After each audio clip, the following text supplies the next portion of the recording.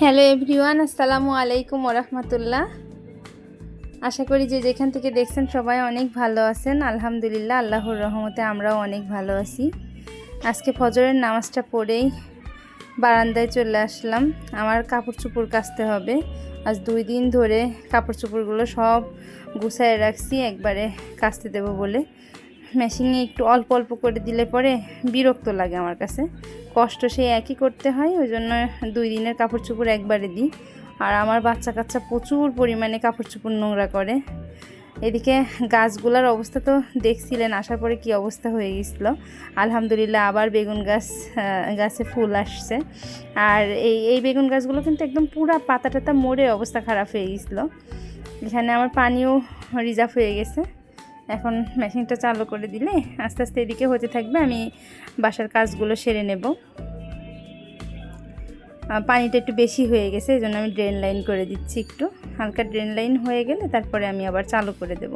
তো যাই হোক, আমি এদিকে গাছগাছালিগুলো সব করছি। আর আল্লাহর কাছে শুকরিয়া আদায় করছি যে আল্লাহ চাইলে কি না সম্ভব। হ্যাঁ, মরা গাছেও আল্লাহ ফুল ফুটাইতে পারেন।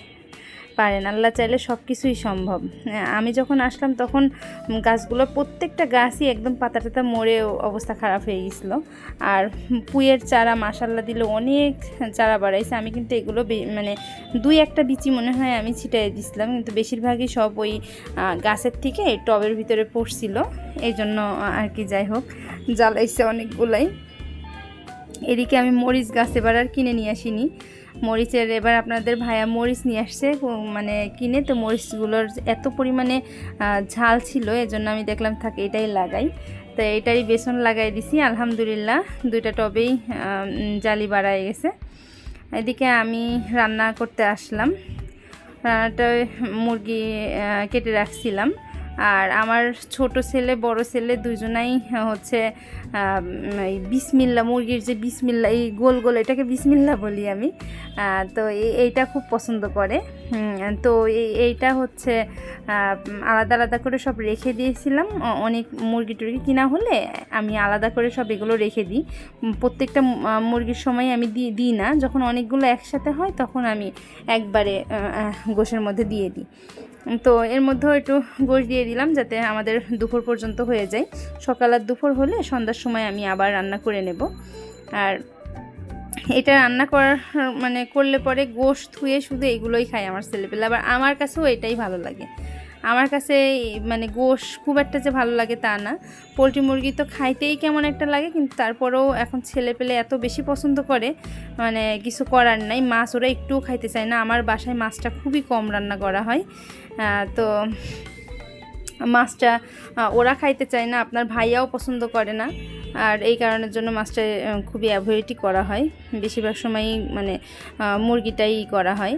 তা এইদিকে আরেকটা বিষয়, সেটা হলো এর আগের দিন ঝড় বৃষ্টি হওয়ার কারণে হয়তো বা কোনো পাখির বাসা ভেঙে যাওয়াতে পাখিটা একদমই অসহায়, ছোট বাচ্চা। এই বাচ্চাটা মানে মা বাবা দুইজনকে হারায়ে এখন মানে হঠাৎ করে আপনাদের ভাইয়া বাইরে গিয়েছিল। তো বাইরে থেকে হচ্ছে মানে বাইরে থেকে আসার সময় দেখে মোটরসাইকেলের উপরে একটা পাখির বাচ্চা বসে আছে। তো এই কারণের জন্য পাখির বাচ্চাটাকে হচ্ছে বাসায় নিয়ে আসছে। নিয়ে আসার পরে এখন বাচ্চা তো কোনো কিছুই খাইতে পারে না। তো কি খাওয়াবো? এটা কি পাখির বাচ্চা আমিও বুঝতে পারছি না, মনে হয় শালিক পাখি না কি।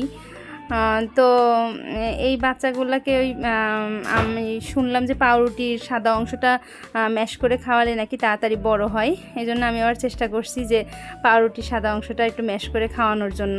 কোনোভাবেই পারছি না। আপনাদের ভাই আবার সিরিঞ্জ কিনে নিয়ে আসছে, যে সিরিঞ্জের মধ্যে দিয়ে ওকে মানে মুখের মধ্যে পাঞ্চ করে দিলে পরে তাহলে খাওয়ানোটা সুবিধা হবে। তা আলহামদুলিল্লাহ যেদিনকে আসছিল সেদিনকে তো একেবারেই হচ্ছে উঠতে পারছিল না, একদমই ছোট ছিল। তো এই 3-4 দিনে বেশ ভালোই উড়া শিখে গেছে। আর আমি বলছি কি, আমরা যখন বাড়িতে যাব তখন আর একটু বড় হয়ে গেলে ওকে যখন মানে নিজে নিজে ঠোক মেরে মেরে খাওয়া শিখবে তখন ওকে ছেড়ে দেব, হচ্ছে মুক্ত করে দেব। তা আপনাদের ভাই বলছে এখনই এত তাড়াতাড়ি মুক্ত করা যাবে না, করলে পরে হয়তো হঠাৎ করে কোথায় মানে যাবে। তো দেখেন এদিকে আমি খাঁচার মধ্যে রাখতে আসছি, আমার ওই বারান্দায় কিন্তু কোনো জায়গা নাই রাখার। তা আমি এই পাশের বারান্দাটা তো আমার আর বারান্দা নাই, আমি এই পাশে আলমারি আলনা রেখে বারান্দার অবস্থা বেহাল করে ফেলছি। আমি এদিকে আবার খাওয়ানোর চেষ্টা করছি যে আর একটু খাওয়ানো যায় কি না। তো এবার খাঁচায় ওকে রেখে দেব। যাই হোক, সবাই আমাদের জন্য দোয়া করবেন, সবাই ভালো থাকবেন। আমার ভিডিওর কোনো একটা অংশ যদি আপনাদের কাছে ভালো লাগে অবশ্যই লাইক, কমেন্ট, শেয়ার, সাবস্ক্রাইব করে পাশে থাকবেন। আল্লাহ হাফেজ। আসসালামু আলাইকুম ওয়া রাহমাতুল্লাহ। দেখা হবে আবার নতুন কোনো ভিডিওতে ইনশাআল্লাহ।